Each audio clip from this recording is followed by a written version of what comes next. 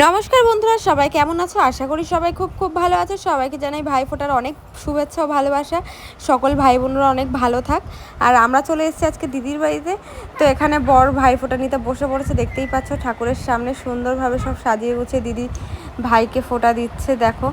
আর এখানে আজকে আমারও দাদাদের আমি ফোঁটা দিতে পারিনি, কারণ আমাদের বাড়িতে সেই নিয়মটা নেই। জানি না কেন, কোনো কারণ হবে আগেকার, যেটা আমি জানি না। তো যাই হোক, আজকের দিনটা অনেক মজা করে কাটাবো। এখানে ভাইফোঁটা পর্ব চলছে, এক এক করে নিয়ম অনুসারে দিদি সব রকম নিয়ম করছে ফোঁটা দিয়ে দিয়ে। আর আমি এখানে ক্যামেরা ধরে দাঁড়িয়ে আছি। আর এখানে সবাই আছে, বাপি, জিজু, ছোট্ট পুচকুর, আর আমি, মা, সবাই অনেক মজা করছি। আসতে অনেকটাই লেট হয়ে গেছিলো, কারণ এত রোদ আর প্রচুর গরম, আর বরের কাজ ছিল, সেগুলো সেরে আস্তে আস্তে অনেকটাই প্রায় লেট হয়ে গেছিলো। লগ্নর পরেই ভাইফোঁটাটা দেওয়া হয়েছে। তো যাই হোক, তারপরেও দিদিরা যেটা মানে ভাইয়েরকে আশীর্বাদ করে মন থেকেই, আশা করি লগ্নর মধ্যে দিলেই সেটা কাজে লাগবে এরকম কোনো ব্যাপার না। দূর থেকে আশীর্বাদ করলেও সেটাও লাগে। তো এখানে ভাইফোঁটা দিয়ে জল মিষ্টি খাওয়ার ছিল। আর দেখো প্লেটে কত মিষ্টি, আর এগুলো নাকি সব ভাইকেই খেতে হবে। তারপরে ভাই গিফট দিয়ে দিল একটা চকলেট, ঠিক আছে। তারপরে আর দিদি দিল এখানে টাকা, ঠিক আছে। তারপরে এখানে প্রণাম করে নিল সবাইকে। আর তারপরে ঠাকুরকে সবাই মিলে প্রণাম করলাম, একে একে সবাইকে আমরা সবাই প্রণাম করেছিলাম, ছোটরা বড়োদেরকে। সেই ক্লিপগুলো তোমাদের সাথে শেয়ার করা হয়নি, বাট নেওয়াই হয়নি।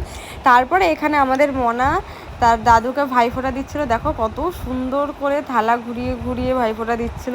পাশ থেকে মা, দিদু সব বলে দিচ্ছিল নিয়মগুলো, সেই অনুসারে সুন্দর করে ভাইফোঁটা দিচ্ছিল।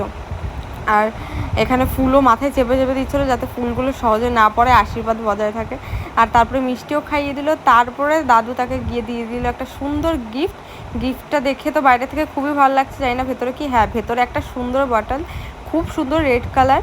আর সামনেই আসছে শীতকাল, এটা খুব কাজে লাগবে মনার। আর মনা দিলে এটা হ্যান্ডমেড একটা গিফট, খুব সুন্দর হয়েছে।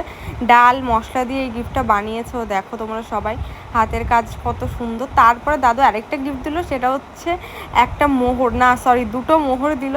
তারপরে এখানে দাদুর পা জড়িয়ে একদম প্রণাম করে নিল মনা। তারপরে এখানে জিজু আমার জন্য একটা এনেছিল সিল্ক, আর মনার জন্য এনেছিল জেমস, সেটাই দিচ্ছিল।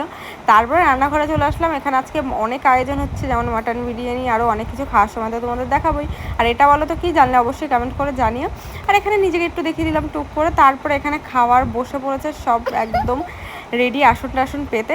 চলো এবার খাওয়া যাক আর টেস্ট করা যাক আজকের খাবার মেনুতে ছিল মাটন বিরিয়ানি, স্যালাড, আর দেখছো মাটনের একদম কষা কষা ঝোল, দারুণ টেস্টি হয়েছিল। মানে দারুণ একদম মুখে দিলেই যেন মাটনগুলো তলিয়ে যাচ্ছিলো, এতটাই নরম হয়েছিল আর সুস্বাদু হয়েছিল, কী বলবো, দেখতেই পাচ্ছ, দেখেই লোভ লাগছে। তো যাই হোক, তারপরে চলে এসেছিলো টক দই। তারপর খাওয়া শেষে টক দইটা হেভি টেস্টি লাগছিলো। তারপরে ছিল আইসক্রিম, এটা হচ্ছে ফ্রুট ছিল, অনেক অনেক বেশি দারুণ টেস্টি ছিল। দেখা হচ্ছে পরের ভিডিও।